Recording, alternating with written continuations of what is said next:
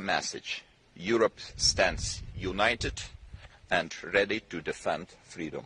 Thank you. Thank you. Thank you, Mr. President. Now I invite the President of the European Commission, Ursula von der Leyen, to deliver her statement. Thank you very much, Mr. President. Dear Gitanas, thank you for the very warm welcome here. Yesterday you celebrated Lithuania's Freedom Day. 32 years ago, the last Russian troops left Lithuania, putting an end to decades of Soviet occupation. And today, Europe fully stands with Lithuania as a frontline state. You face Russia in Kaliningrad. You face Belarus on your border. You live under geopolitical and economic pressure, as well as constant military and hybrid threats. The instrumentalization of migrants, for example, is something Lithuania knows all too well. And I heard that last month 2 drones crossed your border with Belarus.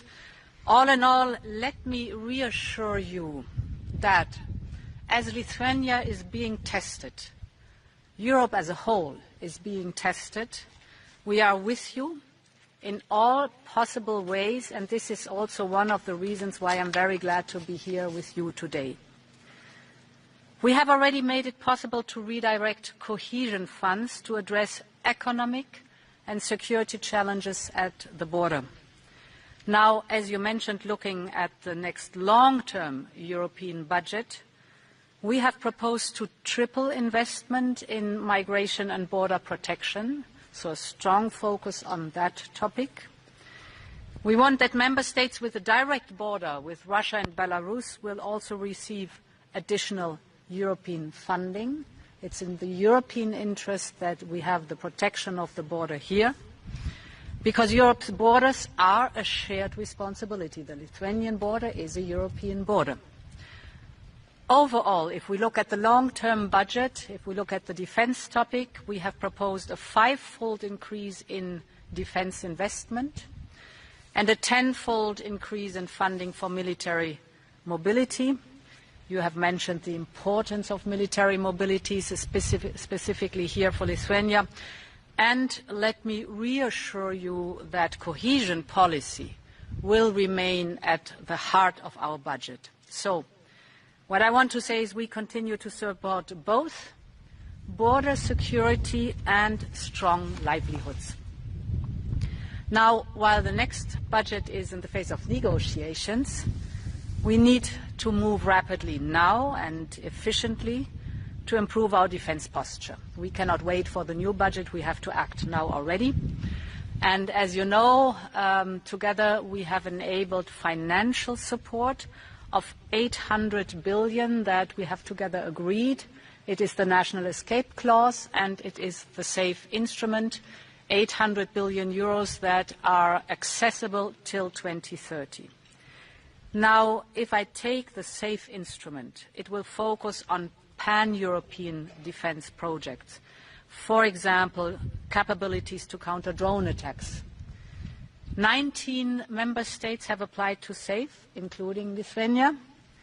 I'm glad to say that the instrument has been fully subscribed, all 150 billion euros. And I was glad to hear, Gitanas, that the 3 Baltic states and Poland are already preparing joint procurement for the Eastern Shield initiative. This is an excellent investment of common European interest where we should focus on. You also applied, of course, for the second instrument, the budgetary flexibility. We call it National Escape Clause. You are already among NATO's top spender by GDP, and now you have requested more flexibility in the budget like 15 other member states do too. Finally, it is important not only the funding, but also the implementation of the funding and that we have a coherent approach. Therefore, we will present in fall to the European Council a roadmap about what is necessary to strengthen our defense posture, what are our gaps, what capabilities are needed, what are our milestones, what are our targets, because we know only what we can measure, really gets done finally. Dear Gitanas, having broken free from Soviet oppression, Lithuania deeply understands Ukraine's fight for survival. You have been a staunch supporter from day one on, and I want to thank you for your support and the generosity towards our brave neighbor.